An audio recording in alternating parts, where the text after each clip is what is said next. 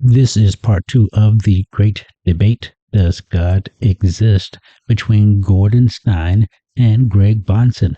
The first part, if you have not seen it, is available right here.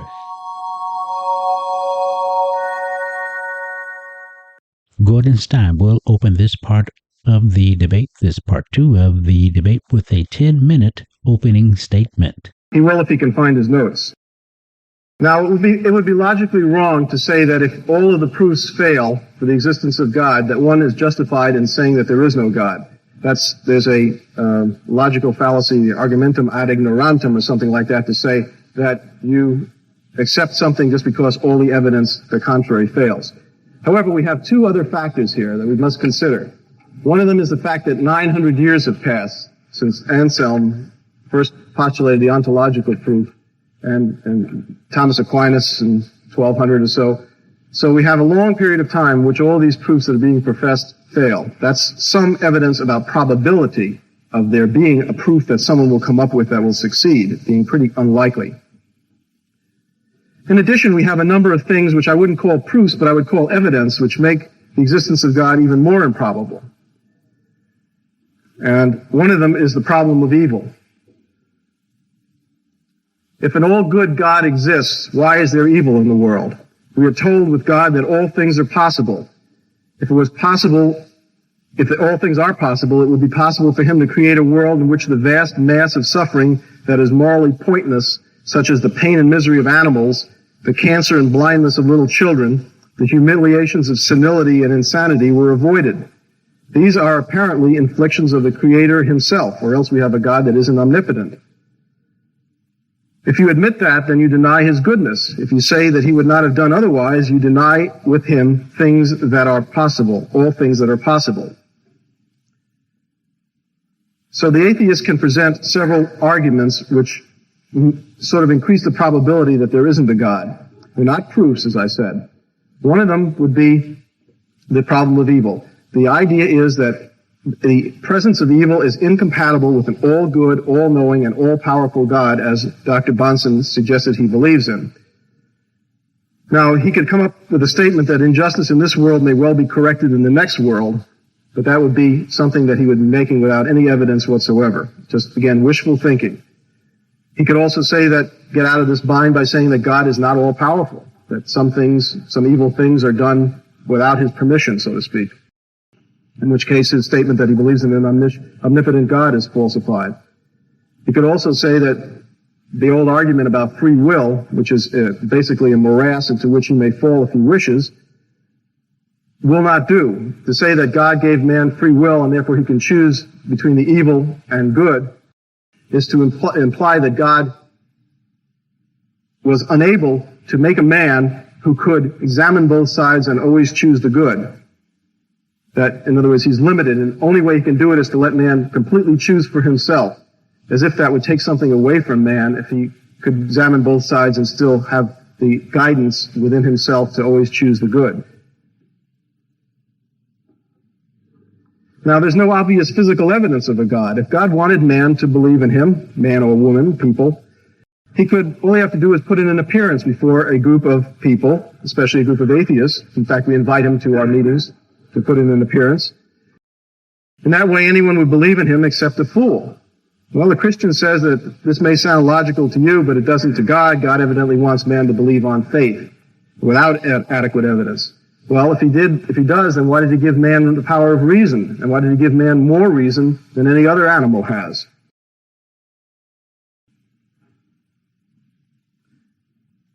If all living things on the earth were created by a God, and he was a loving God who made man in his own image, how do you explain the fact that he must have created the tapeworm, the malaria parasite, tetanus germs, polio, ticks, mosquitoes, cockroaches, and fleas? Now, surely the dog is not suffering from original sin and needs to be infected with fleas so that he can get to doggy heaven, which will be better than his present life.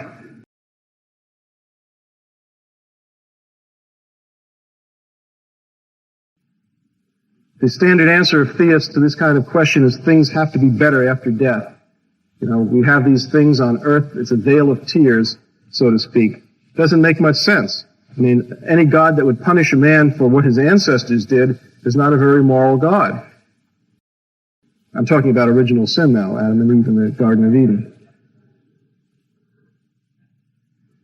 There are many instances on the earth in which no distinction seems to be made between the innocent and the guilty, between the Christian and the non-believer, and, for example, in natural disasters like an earthquake or a fire. It kills Christians, it kills babies, it kills animals, it kills non-Christians. You certainly can't say that these people were punished in some way for something that they did. It also demolishes churches and hospitals without distinction.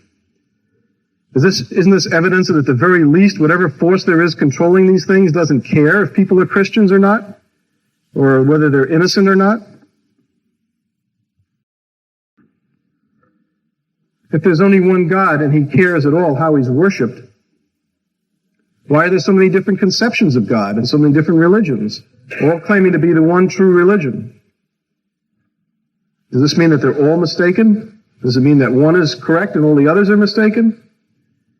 There's an old joke about an atheist in which he said to a believer, you know, you believe that 99 of the 100 gods are false. I just go one step further and say that the 100th one is also false. So I'm sure that Dr. Bahnsen, in fact, he even agreed that he would help me refute any other gods but the Christian God. If Christianity is the one true religion, why are so many people who sincerely believe in it found in prisons, slums, and in organized crime? I'm not saying that all people there are Christians. I'm not saying that all people in organized crime are Christians either. But it evidently, if Christianity led to an elevation of moral standards, which we haven't gotten into yet about morality, but I'm going to jump the gun here a little bit, Christians would be expected to be highly moral, not less moral. In fact, studies of the religious beliefs of prisoners have shown that almost all were devout Christians. The number of atheists is less than 1%. And these statistics were in fact so disturbing to the people who conducted them that they stopped collecting them recently. Can't argue with the facts, though. Any system which seems to fail in its application as frequently as Christianity does is not a very good or practical system for mankind to follow. I don't want to get into a real discussion of Christianity, except that Dr. Bahnsen insists that the Christian God and Jesus and the other evidences that come from the Christian God, concomitants with them, are true and the others are not. What are we left with after this exercise? Well, we can see that we can't prove the existence of God by any rational or logical process, and Dr. Bahnsen has not offered us any. We have a factual issue here. Again, as I said, because the proofs fail, it doesn't mean that the existence is disproved, but I think it certainly is unproved. We can, as I will say in my closing statement, this does not leave us in a bleak and horrible world. There are many, many things that the atheist does with his life which make this world a nice place and enable him to get to the solving of the problems of this world instead of hoping for pie in the sky, which does not seem to be very probable. Thank you, Dr. Stein. Dr. Bahnsen, can we please have your 10-minute opening statement? You've heard Dr. Stein refer to the transcendental argument and try to dismiss it simply as wishful thinking. If our debate is going to degenerate to that level, then I dismiss everything that he has said as wishful thinking and delusion, and why don't we all go home? No, we're here to argue. We're here to argue a point, and I'm going to stay just with the argument that has been proposed and see if Dr. Stein has any better answer than just to engage in name-calling. Dr. Stein proposes an atheist worldview. I propose a Christian theistic worldview. There are other proposals out there that may want their evening to debate as well. I'm maintaining that the proof of the Christian worldview is that the denial of it leads to irrationality. That is, without the Christian God, you cannot prove anything. As one illustration of that, although I want to get into more than that in the second speech, I have referred to the laws of logic. An atheist universe cannot account for the laws of logic. Dr. Stein, interestingly, in responding to that, spoke more about scientific law than he did about the laws of logic, and I'm going to come back to that in my rebuttal to ask about his understanding of scientific law. However, we still hear him saying that laws of logic are a matter of consensus and are just this way. That is to say, I don't have to prove that the laws of logic exist or that they are justified. It's just this way. Now, friends, how would you like it if I would have conducted the debate in that fashion this evening? God exists because it's just that way. You just can't avoid it. You see, that's not debate, that's not argument, and it's not rational. And therefore we have, interestingly, an illustration in our very debate tonight that atheists cannot sustain a rational approach to this question. What are the laws of logic, Dr. Stein, and how are they justified? We still have to answer that question from a materialist standpoint. From a Christian standpoint, we have an answer, obviously. They reflect the thinking of God. They are, if you will, a reflection of the way God thinks and expects us to think. But if you don't take that approach and want to justify the laws of logic in some a priori fashion that is apart from experience, sometimes that suggests when he says these things are self-verified, then we can ask why the laws of logic are universal, unchanging, and invariant truths. Why they, in fact, apply repeatedly in the realm of contingent experience. Dr. Stein told you, well, we use the laws of logic because we can make accurate predictions using them. Well, as a matter of fact, that doesn't come anywhere close to discussing the vast majority of the laws of logic. That isn't the way they are proven. It's very difficult to conduct experiments on the laws of logic of that sort. They are more conceptual in nature rather than empirical or predicting certain outcome in empirical experience. But even if you want to try to justify all of them in that way, we have to ask, why is it that they apply repeatedly in a contingent realm of experience? Why, in a world that is random, not subject to personal order, as I believe Christian God, why is it that the laws of logic continue to have that success-generating feature about them? Why should they be assumed to have anything to do with the realm of history? Or why should reasoning about history or science or empirical experience have these laws of thought imposed upon it? Once again, we have to come back to this really unacceptable idea that they're conventional. If they are conventional, then of course there ought to be just numerous approaches to scholarship everywhere, different approaches to history, to science, and so forth, because people just adopt different laws of logic. That just isn't the way scholarship proceeds, and if anybody thinks that is adequate, then they just need to go to the library and read a bit more. The laws of logic are not treated as conventions. To say that they are merely conventions is simply to say, I haven't got an answer. Now, if you want to justify logical truths along a posteriori lines, that is, rather than arguing that they're self-evident, but rather arguing that there's evidence for them that we can find in experience or by observation, that approach was used, by the way, by John Stuart Mill. People will say we gain confidence in the laws of logic through repeated experience, then that experience is generalized. In some weaker moments, I think Dr. Stein was trying to say that. Of course, some of the suggested logical truths, it turns out, are so complex or so unusual that it's difficult to believe anyone has perceived their instances in experience. But even if we restrict our attention to the other, more simple laws of logic, it should be seen that if their truth cannot be decided independently of experience, then they actually become contingent. That is, if people cannot justify the laws of logic independent of experience, then you can only say they apply as far as I know in the past experience that I've had. They are contingent, they lose their necessity, universality, and invariance. Why should a law of logic, which is verified in one domain of experience, by the way, be taken as true for unexperienced domains as well? Why should we universalize or generalize about the laws of logic, especially in a materialistic universe not subject to the control of a personal God?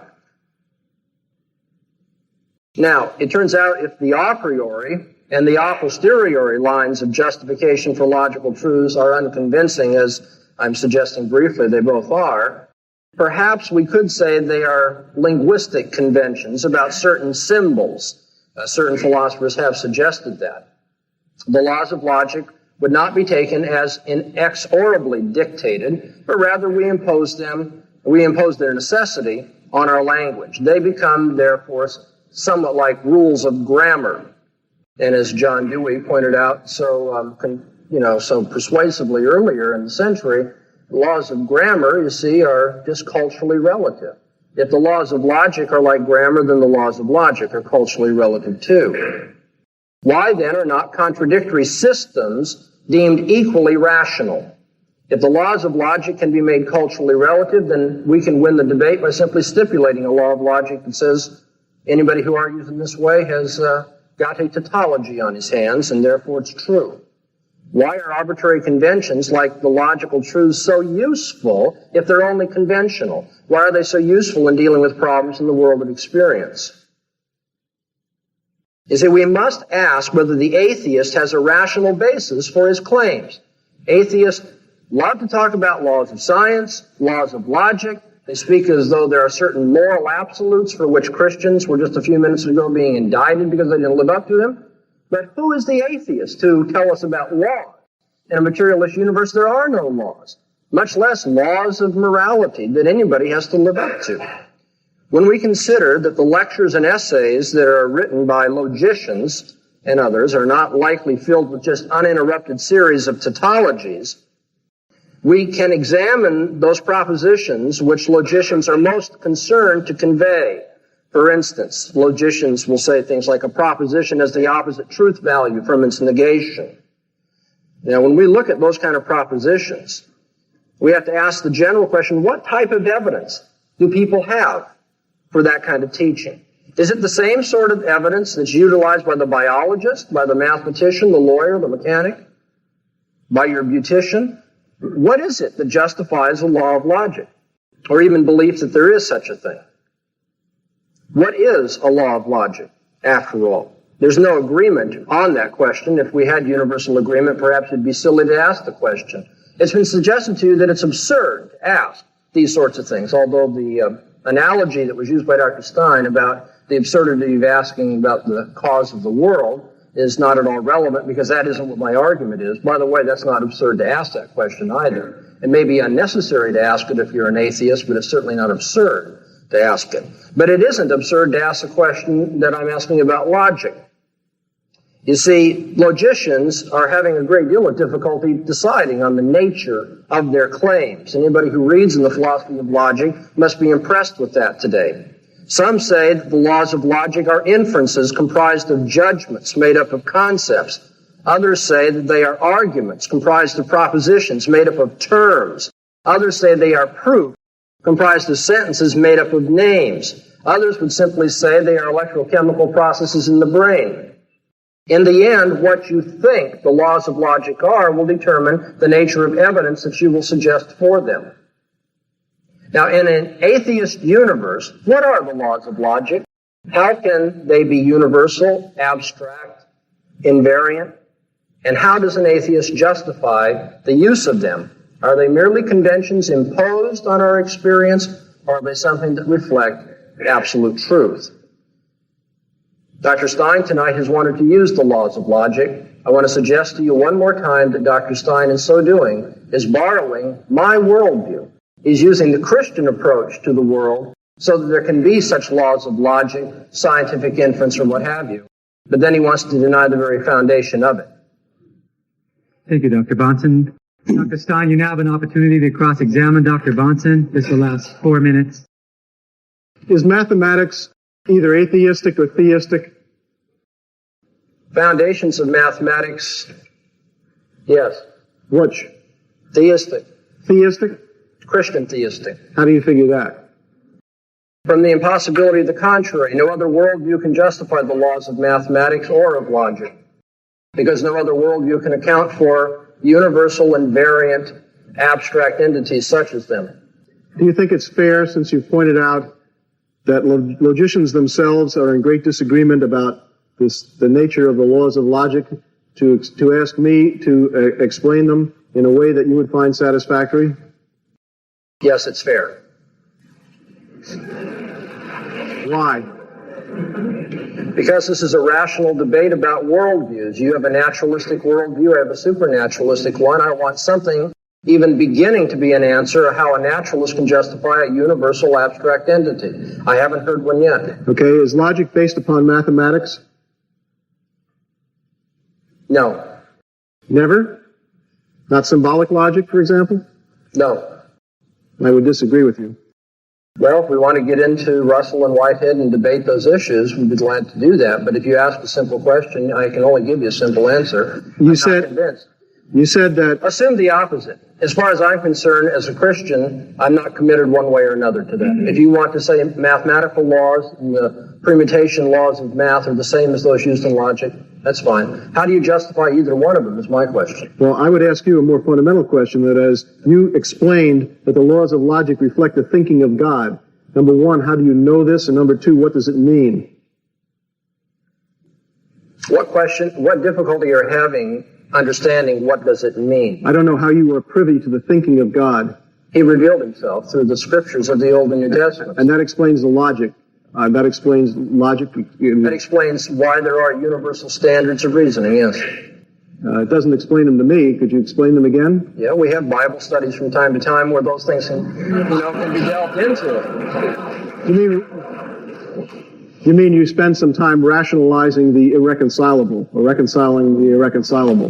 No, that's just, like the two accounts in Genesis, the two pedigrees of... This is a cross-examination. If you have something other than a rhetorical question, I'll try to answer it. Well, it's not intended as a rhetorical question. It's intended as the previous one was rhetorical only. No, it was intended to show that your last statement was disingenuous and Please limit your comments to questions. Yes, okay. Saying that logic reflects the thinking of God is to make a non-statement. How is that an answer to anything that's relevant in this discussion? It answers the general metaphysical issue of how there can be universal invariant abstract entities in a particular person's worldview. If you want to know the precise relationship, for instance, if somebody wants to know how did God make a cow, okay, the statement that God made the cow has meaning apart from my being able to explain the mechanics of God making a cow. Likewise, the statement that the laws of logic are intelligible within a Christian theistic universe has meaning because there are things which are, in fact, spiritual, immaterial, and have a universal quality, such as God's thinking and those standards that he imposes on people. And so, again, we can at least metaphysically make sense of invariant abstract entities in one universe, whereas we can't make sense of them at all in the other. We're not asking for the mechanics here, or anything precise such as resolving the relationship of logic to math and that sort of thing. I'm simply asking a more general question. If you're an atheist, how in the atheist universe is it possible to have an abstract universal law? Thank you, Dr. Stein. Dr. Bahnsen, you now have a 4-minute opportunity to cross-examine Dr. Stein. Hey, Dr. Stein, you made reference to David Hume and his rejection of miracles. Have you also read David Hume in his discussion of induction, or more popularly, the uniformity of nature? Long time ago. I can't recall exactly what he said, but I have read David Hume. All right. Thoroughly. Were you convinced a long time ago that you had an answer to Hume's skepticism about induction? Can't answer that question honestly. I don't remember this is at least 15 years ago that I read this. The validity of scientific laws were undermined by Hume when he contended that we have no rational basis for expecting the future to be like the past, or if you will, to be types of events, so that one event happening can be understood as a type of event. So where it's seen happening somewhere else, the same consequence can be expected from similar causation. Hume said we had no rational basis for that. Can we have a question, please, for Dr. Stein? Yeah, I'm trying to set up the question. Okay. Hume suggested that there was no rational basis for expecting the future to be like the past, in which case science is based simply on convention, or if you will, habits of thought. Do you agree with Hume? Not on this issue, I don't. Do you now have an answer for Hume? I think he was wrong about that one thing, but he was also right about a lot of other things. Nobody's perfect. What is the basis for the uniformity of nature? That I went through this, but I'll be glad to reiterate it. Okay. The uniformity of nature comes from the fact that matter has certain properties which it regularly exhibits. It's part of the nature of matter. Electrons, oppositely charged things attract, the same charges repel. There are certain valences that can fill up the shell of an atom, and that's as far as it can combine. Do all electrons repel each other? If they're within a certain distance of each other, yes. Have you tested all electrons? All electrons that have ever been tested repel each other. I have not tested all. Have you read all the tests on electrons? Me personally, or can I go on the witness of experts? Have you read all of the witnesses about electrons? All it takes is one witness to say no, and it would be on the front pages of every physics journal, and there are none, so therefore I would say yes, in effect, by default. Well, physicists have their presuppositions by which they exclude contrary evidence too. But in other words, you haven't experienced all electrons, but you would generalize that all electrons under certain conditions repel each other. Just statistically, on the basis of past observation. And we don't know that it's going to be that way 10 minutes after this debate then. No, but we see no evidence that things have switched around either. Do you accept the Zen Buddhist logic that allows for cones, the different kind of logic that you referred to used by Zen Buddhists? I use the word extra-logical, and I think that's the right word. It is outside of the normal kinds of logic. And it's not necessarily a different kind of logic, but it's just non-logical, but accepted in place of logic. Is it also, are extra-logical things absurd? They may seem that way to us, but no, I would say they're not absurd in the grand scheme of things. Can extra-logical things be true? Can claims about extra-logical matters be true? But that's an impossible question to answer, because if we're using logic to answer whether something is true or not, then extra-logical things are not subject to the analysis given by logic. All right, so are claims about extra-logical entities allowed or disallowed in your worldview? In my worldview, it depends on what we're talking about. If we're talking about things like Zen Buddhists, and they confine themselves to these philosophical speculations there, then yes. If we're talking about science, no. It sounds very arbitrary.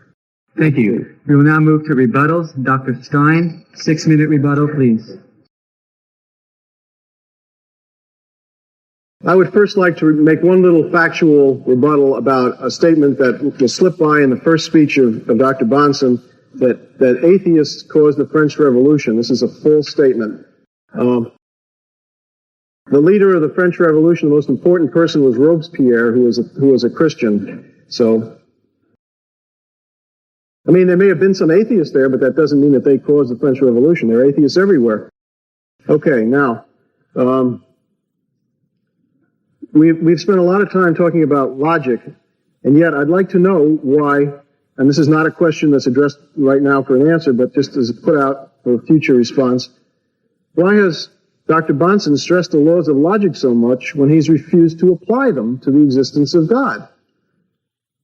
I'm not so sure that it's even falsifiable, so therefore it isn't even a statement that can be tested in any way. He has stressed the laws of logic because he knows that there's no explanation for the laws of logic that philosophers agree upon. This is a trap, in effect. I may have fallen into it. If so, fine.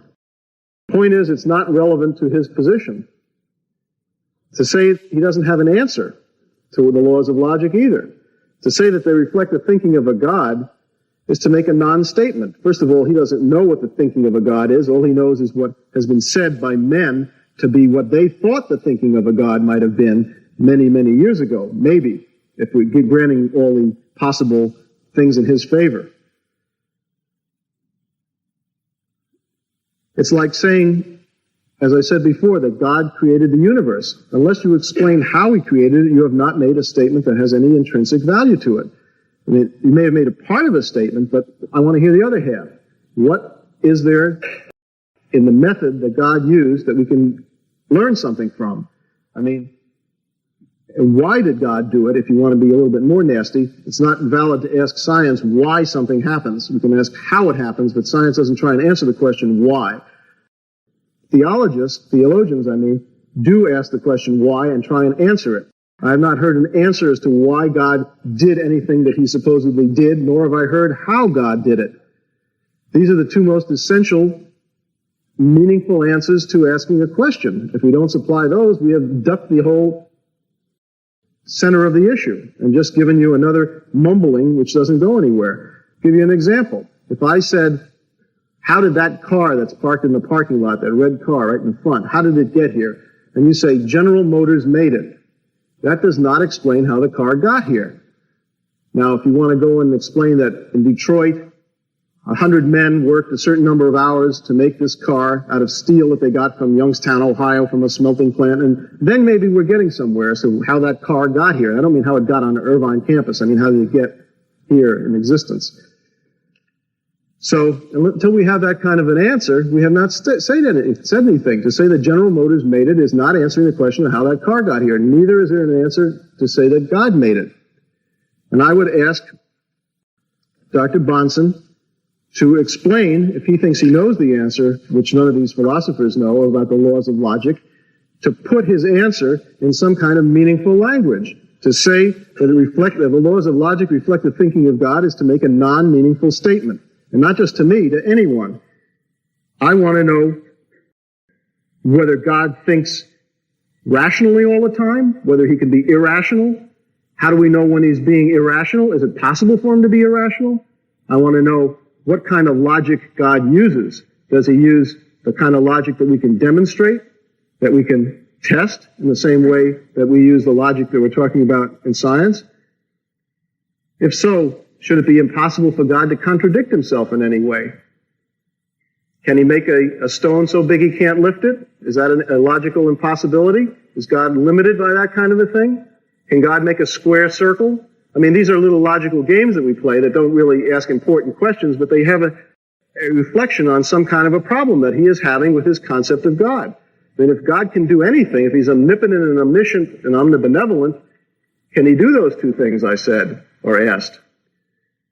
And if he does, what kind of logic is he using?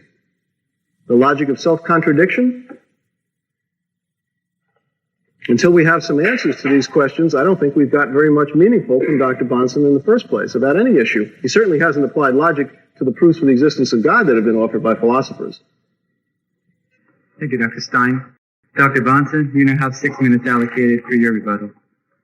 Right. Dr. Stein has demonstrated, it seems to me repeatedly in the course of tonight's debate, the claim that was made very early on in my original statement, and that's that the atheist worldview cannot give an account of those things which are necessary for rational discourse or science. When asked about Hume and the skepticism that he generated about induction or the uniformity of nature, we don't hear an answer coming forth. I don't think there will be an answer coming forth from the atheist worldview. However, Dr. Stein, who is an atheist, has said, and I think this is close to a quote, if there were no uniformity, science would be impossible. Exactly, Dr. Stein. If there were no uniformity, science would be impossible. So on what basis in an atheist universe is science possible? Since in an atheist universe, there's no basis for assuming that there's going to be uniformity. For someone to say, well, it's been that way in all the cases in the past that we know of, and therefore very probably it's going to be that way in the future, is to assume, because you're using probability, that the future is going to be like the past. That is to say, is to beg the very question that's being asked you. Now, of course, if you don't like the tough philosophical questions that are asked you about the nature of laws of logic, how they are justified, the nature of natural law, how it is justified, and so forth, and just dismiss it as absurd questions or non-questions that no one understands and does not have meaning, it seems to me it's just to try to give medicine to a dead man. You see, it's to say, I'm not going to reason about that because I haven't got an answer to it, and that's just uncomfortable. But you see, these are philosophical questions which not just Christians, by the way, but all philosophers have had to ask and face throughout the centuries. Dr. Stein doesn't even begin to scratch the surface of giving us an answer how an atheist worldview can account for laws of science, laws of logic, laws of morality. And yet he does tell us without them, science would be impossible.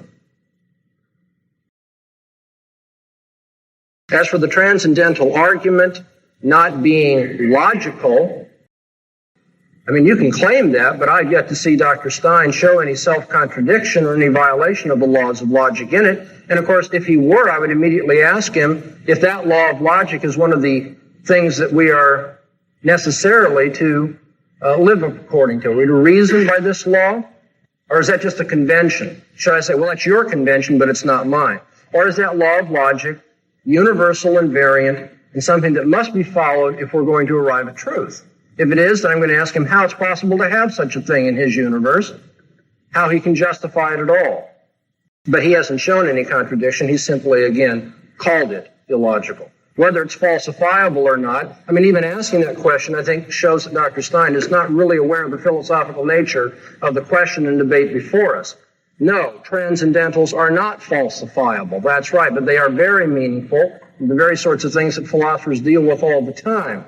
If you look at Kant or Aristotle or other philosophers, you'll see they deal with the preconditions of experience. And since they are the preconditions of experience, they are not falsifiable, and yet they are meaningful. He says that I do not have an answer to these questions either. Well, I certainly do. It's just he doesn't like the answer. The answer is that God created the world, and this world reflects the uniformity that he imposes on it by his governing, and our thinking is to reflect the same consistency or logical coherence that is in God's thinking. How do we learn about those things? He revealed himself to us. Again, these are simple answers. They're the sorts of things Sunday school children learn. But I've yet to find any reason not to believe them. For Dr. Stein to say, well, these aren't answers, doesn't convince me at all. He says, they're not going to be answers unless I include how it took place. What is God's method and why did he do it? Well, I don't accept those standards. I don't accept that that's a requirement for an explanation at all. And he hasn't given us any good reason except that he's not going to be satisfied or it's unhelpful to him. He says it's a non-meaningful statement to say that the laws of logic reflect the thinking of God. He wants to know things like, can God be irrational? Well, if you'd ask those questions in cross-examination, I'd answer them. No, God cannot be irrational. Rationality is measured by the standard of his thinking and his revelation. The atheist worldview cannot account for the laws of logic, cannot account for any universal or abstract entities for that matter, cannot account for the uniformity of nature, and therefore cannot account for the successes of science. Nor can the atheist universe give us universal and absolute laws of morality. And so on three of the most important issues philosophically that men must face, logic, science, and morality, the atheist universe is completely at odds with those things. Well, we have 1 minute left here. I want to answer very quickly those few things that Dr. Stein brought up in his second presentation so that I might rebut them. He wants to know about the problem of evil. My answer to the problem of evil is this. There is no problem of evil in an atheist universe because there is no evil in an atheist universe. Since there is no God, there's no absolute moral standard, and nothing is wrong. The torture of little children is not wrong in an atheist universe. It may be painful, but it is not wrong. It is morally wrong in a theistic universe, and therefore there is a problem of evil of perhaps a psychological or emotional sort. But philosophically, the answer to the problem of evil is you don't have an absolute standard of good by which to measure evil in an atheist universe. You only have that in a theistic universe, and therefore the very posing of the problem presupposes my worldview rather than his own. God has a good reason for the evil that he plans or allows. Thank you, Dr. Bahnsen. We have now concluded segment number 2 of this evening's debate, and we will move very quickly into segment number 3, which is closing statements. Dr. Stein has the first closing statement, which will be of a 10-minute duration. Dr. Bahnsen, in his last response, and indeed throughout his entire talk, has made a number of claims about what's possible in an atheist universe and what is not possible in an atheist universe. All I can say is that he has a very strange conception of an atheist universe and perhaps of the universe in general. First of all, evil in an atheist universe. Yes, indeed, there can be evil in an atheist universe. Evil is, by definition, in an atheist universe, that which decreases the happiness of people, the most unhappiness of people. In other words, if we have two things if we want to make a comparative evil statement, which is more evil than another, the thing is more evil, which causes more people to be unhappy. Now, how do we know this? Well, we don't know it. It's a consensus, just like morality in general is a consensus. It's a consensus reinforced by the teachings of society through its parents to children, teachers to students, the media, literature, the Bible, All of these things reinforce morality through teaching and the socialization process. And also we pass laws to punish people that violate some of the more blatant cases that we have said are no-nos. So the idea that there's no evil in an atheist universe is utter hogwash. But our evil is at least a rational, determinate thing. We don't say, well, did God make this evil? And then we have to go flipping through the Bible to see if it was covered at all. You know, there's 100 volumes of commentary, at least 100 volumes more, called the Talmud, which is the Jews' interpretation of all the places that the Old Testament didn't give them any guidance on for ethical and moral issues. So, I mean, these things are not clearly spelled out in the Bible. We have no guidance on a lot of things as to what's evil. Is ovum transplant evil? I mean, you don't find that in your Bible. You've got to go and look at the issues, and you do an analysis just the way any rational philosopher would do it, or what do you call it? An ethicist. Couldn't think of the word. So, I mean, we have standards by which we determine evil and good, and in a atheistic world, the atheistic worldview, I think I've demonstrated that the regularity of matter, which is an inherent property of matter, explains that the way we are able to make laws which are generalizations in the field of science. And to say that, first of all, many scientists are atheists. It's been shown by studies over and over again. So to claim, as Professor Dr. Bahnsen claims to claim, that science doesn't give us an atheistic worldview that is in conformity with, that science is not in conformity with an atheistic worldview is utter nonsense. Science is in itself atheistic. It doesn't use God to explain things, and it understands that matter behaves in a regular and therefore a predictable way. And that is the way in which scientific research is done. The same with logic. Logic is a consensus. I think it has a mathematical and a linguistic basis. It has some conformity to the reality of the world. I don't know how many times we have to repeat that for it to get through to Dr. Bahnsen, but it doesn't seem to be. And he seems to specialize in what we call the thinking makes it so school of logic, if we want to call it that. Because he says something is so, because he knows what God's thinking was, therefore it is so. The omniscient Dr. Bahnsen has answered. Well, that doesn't answer anything if we're going to apply the tests of reason to what he says. His statements are not only irrational, they are unreasonable. The idea that the future is going to be like the past, it's a statistical probability statement. We have never seen a future. Today is the future from yesterday. And yesterday, what is happening today was the future. And we have not seen anything in that time period that we have observed, which is several hundred years, to show that the regularity of matter and its behavior is going to change. If it changes, scientific experiments will go haywire, and we'll know it right off the bat. And then we'll have to revise a lot of things. I think the chances of that happening are pretty small.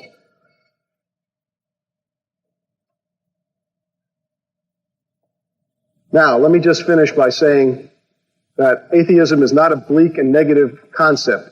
It frees man, it sweeps away the theological debris that has prevented man from taking action to correct the problems of this world. We want to feed the hungry, we want to educate the illiterate, we want to clothe the naked, we want to raise the standard of living, we want to spread reason and thinking and progress and science. These are all things which are in and of themselves atheistic. We don't do them because God tells us to do them, we do them because they're right, they need to be done in this world.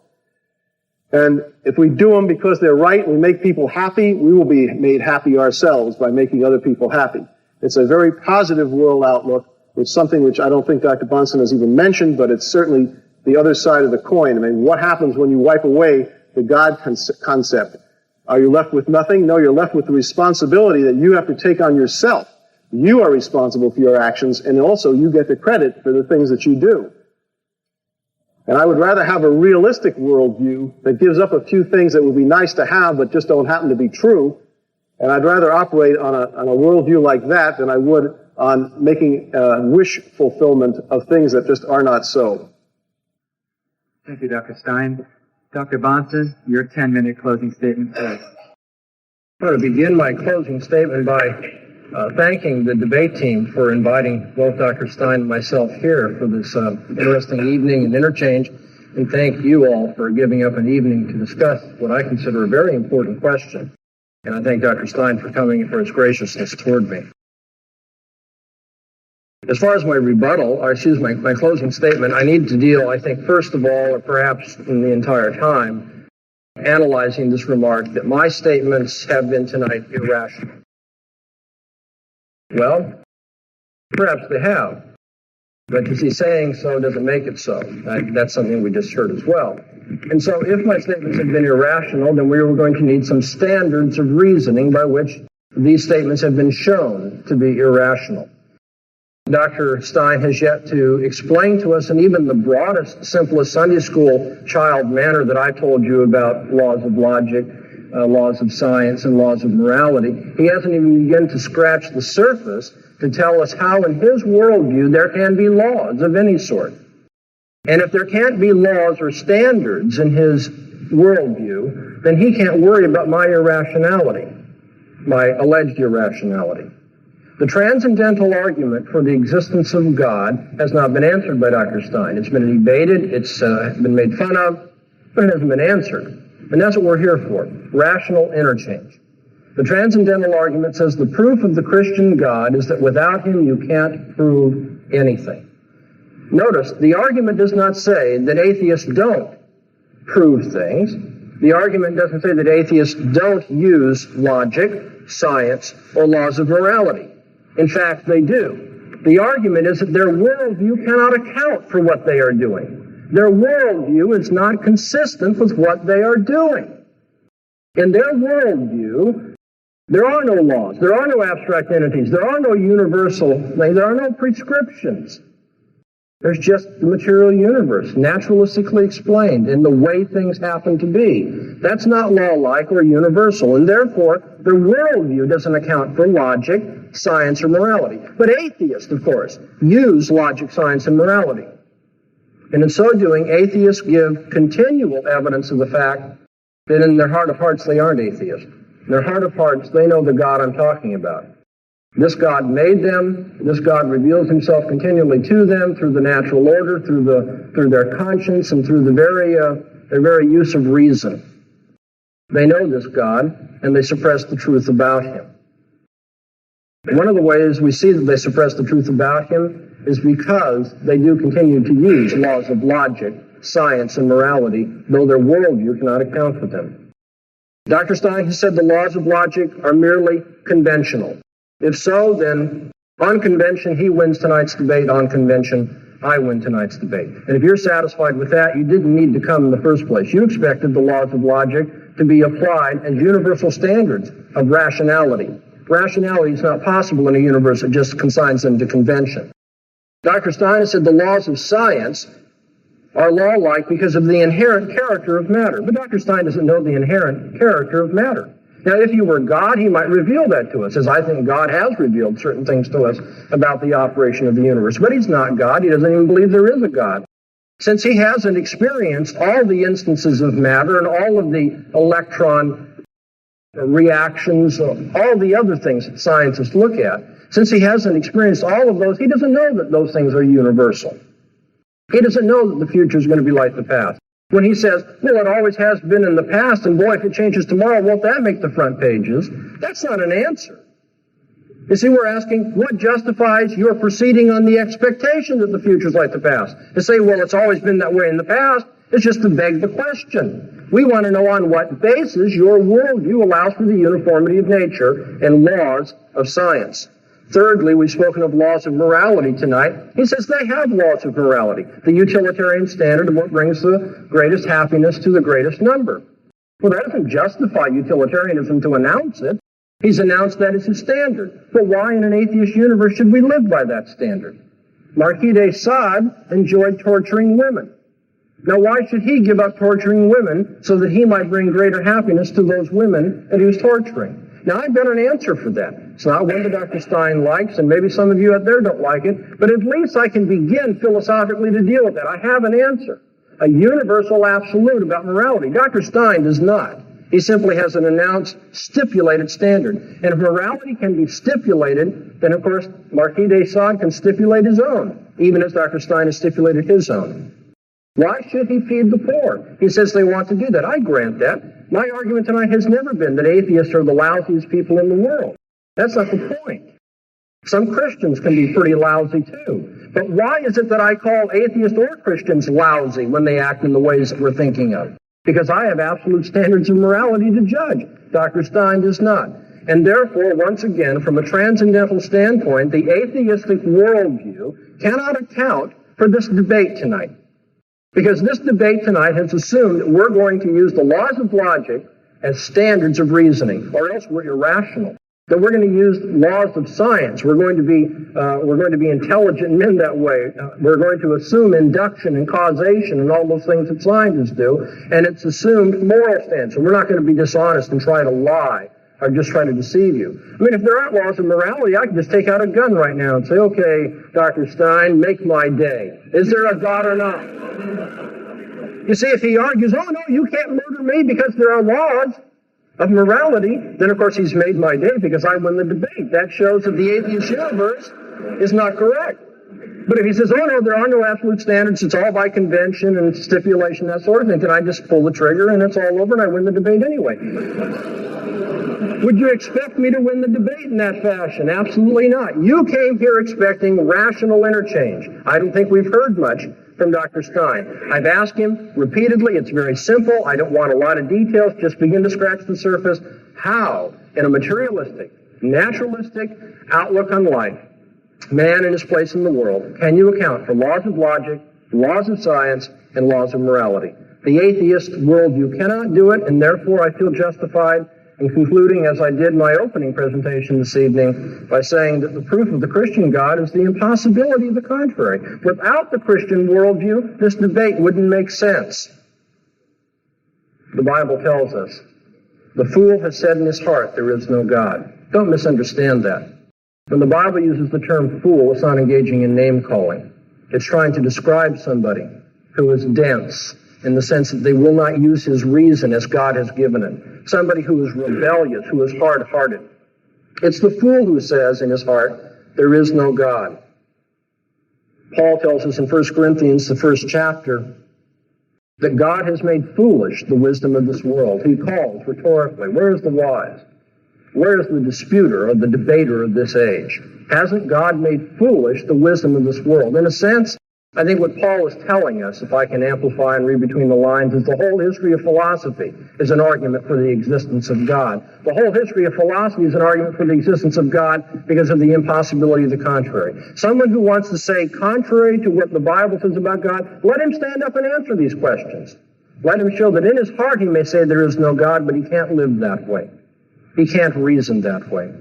In Romans, the first chapter, Paul says God is making himself known continually to all men and persuasively, so that men do not have an excuse for the rejection of the existence of the Christian God.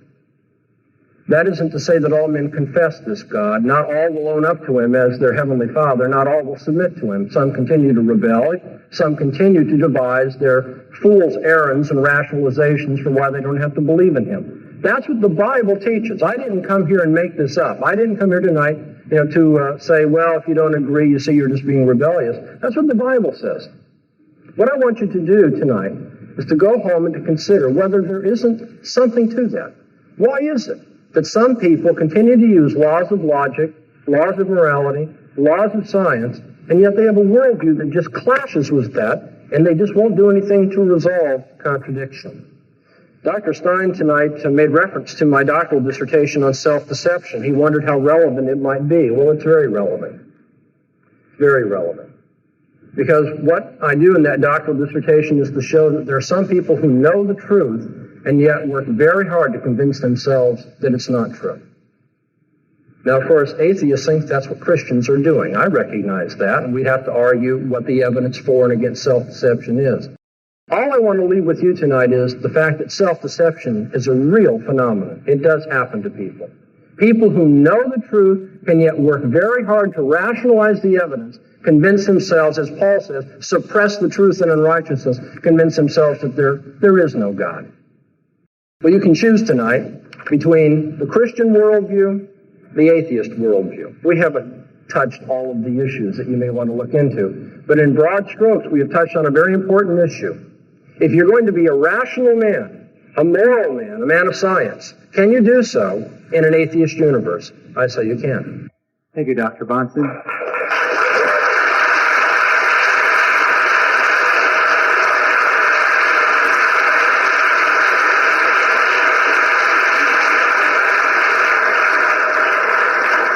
You can see the conversion has already begun. Not a religious conversion, but the conversion to answer questions. What we're going to do now is I'm going to reiterate what I stated at the beginning. You have a sheet of paper included in your evening program. If you have a question for either Dr. Bahnsen or Dr. Stein, I would ask that you would take that paper out, write your question quickly. They're being rapidly collected by speech and debate team members. Obviously, we cannot answer every single question that's going to be posed here this evening. They will be sorted through by our question panelists that we have here this evening. They will be read by me at the podium. The person to whom the question is directed will have an opportunity to respond for 2 minutes. His opponent will have an opportunity to respond for 1 minute. The first question, in keeping with our format this evening, will be directed to Dr. Greg Bahnsen. Dr. Bahnsen, the question reads, what solid evidence do you have to maintain that the Christian faith is the only true religion with a God? There are religions far older and more or just as widespread, which millions of people consider valid. Once again, what solid evidence do you have to maintain that the Christian faith is the only true religion with a God? That's a very good and relevant question. I want to say two things just by way of preface. One, that isn't what the subject of our debate was tonight. However, that can't just be taken for granted. I mean, it's worthy of a debate. It's just that we couldn't do everything in one debate. Secondly, you might be interested to know that in my original opening statement, I had a long paragraph dealing with that very question so that it wouldn't be thought that I was just flying over it arbitrarily in dealing with that matter. But when I read it back to myself and timed myself, it just turned out I had to cut a number of things out, and so I cut that down. What I did say, however, was that, if I can find it here, that I have not found the non-Christian religions to be philosophically defensible, each of them being internally incoherent or undermining human reason and experience. And unless it will violate your debate format, I give just a couple of illustrations. That's obviously I can cover all of them. But for instance, Hinduism assumes that God, or Brahman, is the impersonal universal soul, the unchanging one of which all things are part, for instance. And because of that particular outlook, Hinduism says that everything in terms of my normal experience of the world and thinking is Maya, or illusion, because everything in experience and thinking presupposes distinctions. But that is contrary to the most fundamental metaphysical fact, and that's that there are no distinctions, all is one. So basically, Hinduism tells me that all my thinking, all of my reasoning is illusion, and in so doing, you see, it undermines reason. You can take religions such as Shintoism, its view of kami, the forces that permeate the universe, or Taoism, the ordering force of the universe, and they are impersonal forces, and as such are even less than human beings because they don't have volition or intelligence. Is that that I should stop? Yeah, thank you. Let me just re-explain the format. We will allow the person to whom the question is directed to have a 2-minute response, and his opponent will have a 1-minute opportunity to rebut. Dr. Stein, your 1-minute rebuttal, please. Well, Dr. Bahnsen has criticized Hinduism. I would make the case that Hinduism is no more irrational than Christianity is, nor do I think that it is any more irrational than Islam is, nor is it any more irrational than almost any other religion that you want to name. With one exception, I'd say Buddhism is more rational than either Christianity or Hinduism. That doesn't mean that I accept Buddhism either, but I just think it's more rational. At least it makes some psychological sense, if nothing else. Thank you, Dr. Stein. The next question will be directed to you, Dr. Stein, and the question reads as follows. According to your definition and basis for evil, why was Hitler's Germany wrong? Or was it? Note, Jews and others were defined as non-persons, so their happiness doesn't really count. Once again, according to your definition and basis for evil, why was Hitler's Germany wrong? Or was it? Well, Germany is part of the Western European tradition. It's not deepest Africa or some place on Mars. They have the same Judeo-Christian background and basically the same connection with the rest of the developed world. So therefore, the standards of morality that have been worked out as consensuses of that society apply to them too. Hitler can't arbitrarily say, well, I'm not going by the consensuses that genocide is evil and wrong. I'm just going to change it and make it right. He has not the prerogative to do that. Neither does the German society as a whole, because it is still part of a larger society, which you might call Western society. So even though morality is a consensus, it's not a consensus of one person or two people. It's a consensus of entire civilizations, and he cannot just arbitrarily do that. So what he did was evil and wrong. Okay, Dr. Bahnsen, your 1 minute rebuttal. Dr. Stein continues to beg the most important questions that are brought up. He tells us that Hitler's Germany was wrong because Hitler or the German people didn't have the right to break out of the consensus of Western civilization. Why not? Why is there any moral obligation upon Hitler or the German people to live up to the past tradition of Western morality? In an atheist universe, there is no answer to that question. He gives the answer, but it's totally arbitrary. Thank you. Our next set of questions, please, from the panelists. Next question is directed to you, Dr. Bahnsen. If I could read it for just a minute. Why is there pain and evil in the world? There are a number of answers that could be given to a question, why is something the way that it is? One relevant one, but not the most ultimate answer, would be that there's pain and evil in this world because men have decided to rebel against God, their maker, and that's one of the consequences of rebellion against God. Now somebody can say, well, that's not fair. God shouldn't punish people for rebelling against him. Well, I mean, if there is a God, as I have maintained, and if he is the Christian God as revealed in the Scriptures, it won't do any good to complain about that. That's the way God governs mankind. And if you think you know better than God about morality, then you're in Job's position. You want to have an interview with God. And you'll end up like Job. You'll put your hand over your mouth and you'll say, I've spoken too soon. I can't contend with the Almighty. Okay, so that's one answer, is that God has decided that that would be the outcome if people decided to rebel against him. If they want to be their own little gods, if they want to make their own rules of morality and live by them, then the consequences are going to be such and such. And that includes pain for animals in the created order, because in so doing, man represented all of creation. Even as the second man, Jesus Christ, represents all of creation, and the new heavens and the new earth, which I believe, based on faith in the Scriptures, is yet to come. In that new heavens and new earth, there'll be a redeemed earth where pain and suffering have been removed. Why is there evil ultimately? The answer is obviously because God has planned it. I believe that he governs everything that's in history. Does that mean that he caused it? No, I don't believe he compelled Adam to fall into sin. Dr. Stein, your 1 minute rebuttal. Well, Dr. Bahnsen has given us another one of his famous non-answers. Basically what he said is anything God does is what he does. It's a tautology. He doesn't say anything. Now, how can someone rebel against an omnipotent God? This is a logical self-contradiction. If God is omnipotent, he has the power to prevent man from rebelling against him. And assuming he doesn't like rebellion, which I think Dr. Bahnsen would concede, because man is evidently going to be punished for this in some way, for his rebellion, eventually, on the day of judgment.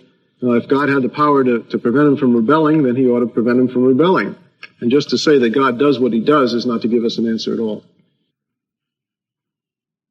Next question is directed to you, Dr. Stein.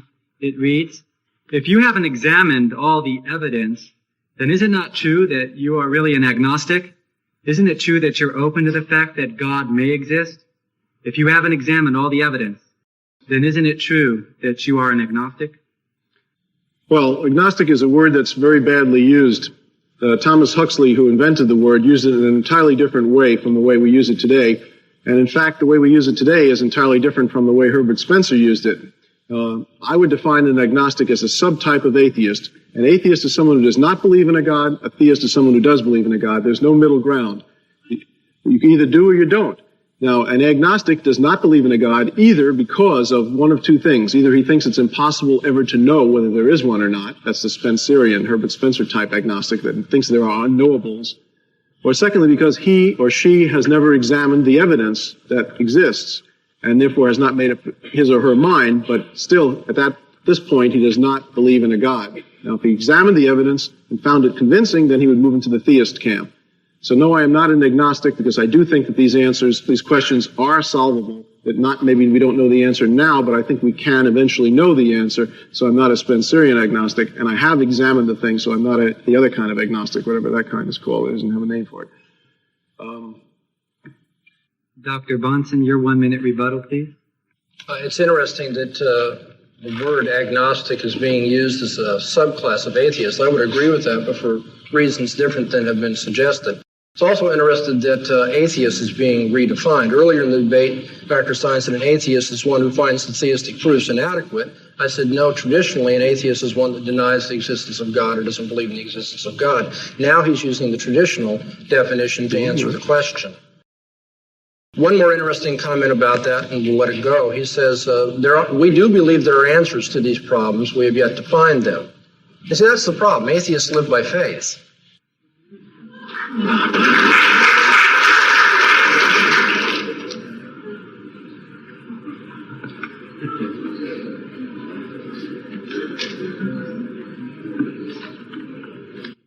Okay, the final set of questions are here before me. Dr. Bahnsen, question for you reads, why is it necessary for the abstract universal laws to be decided from the transcendental nature of God, or derived from the transcendental nature of God? Why not assume the transcendental nature of logic? Let me read that again. Why is it necessary for the abstract universal laws to be derived from the transcendent nature of God? Why not assume the transcendental nature of logic?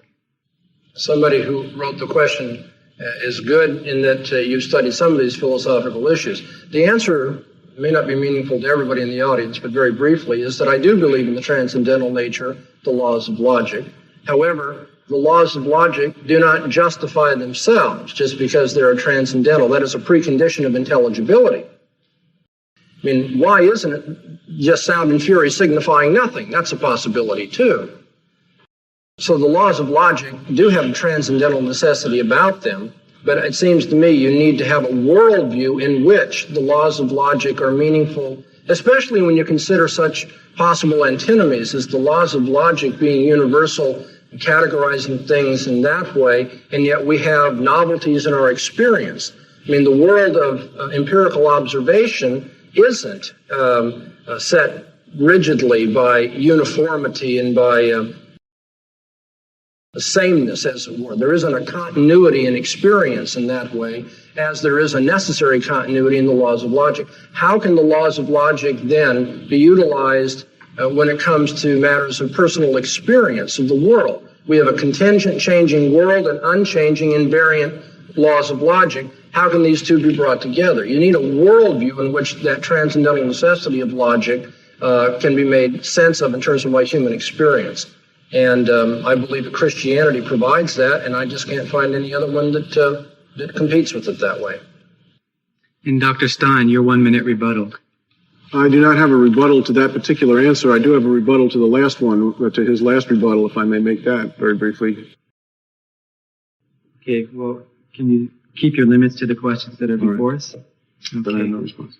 The final question. May I ask, David, is this my last response? Have I given that? No, we have one more question for Dr. Stein. I'm sorry. If the same rule will be applied so that I can respond, then I'd be happy to. I thought we were ending the debate. Certainly. Go ahead. Okay. Dr. Bahnsen's comment that atheists believe things on faith is a false statement. Faith, we have confidence based on experience, confidence that things happened in a certain way, that we have learned a lot of things about the world, and therefore we will continue to learn a lot more about the world. Things that we do not know now, we will eventually have answers to. That's not faith, that's confidence based on experience. So I think he's misusing the word faith. Okay. Dr. Stein, the final question is directed to you.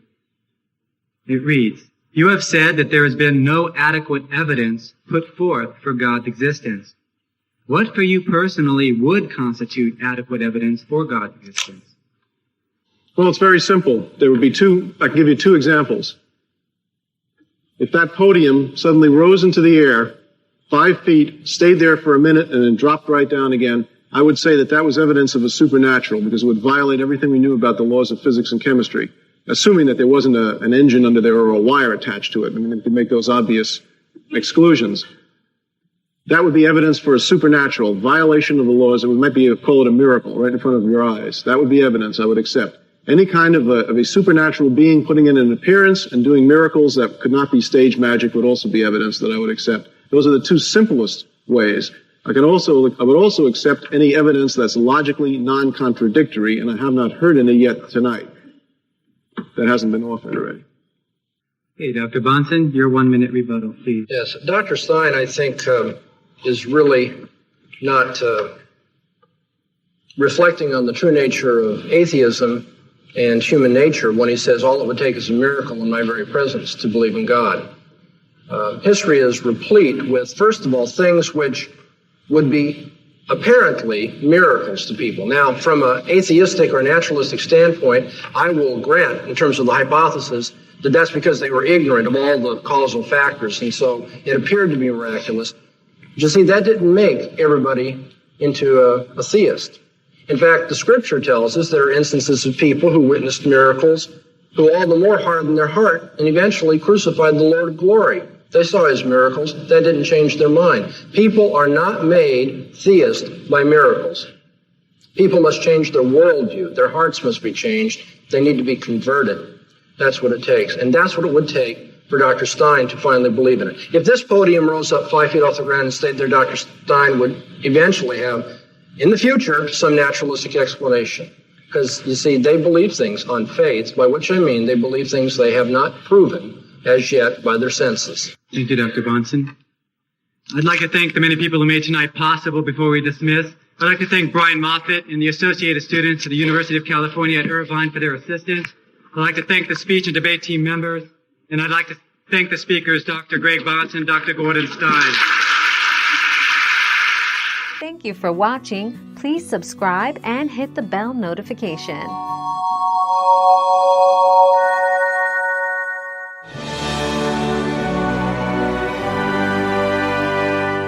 This recording has been released into the public domain by the Bahnsen Institute. Duplication, sharing, and distribution is encouraged. For more information about the life and ministry of Dr. Greg L. Bahnsen, visit our website, BahnsenInstitute.com, where we aim to bring into captivity every thought to the obedience of Christ.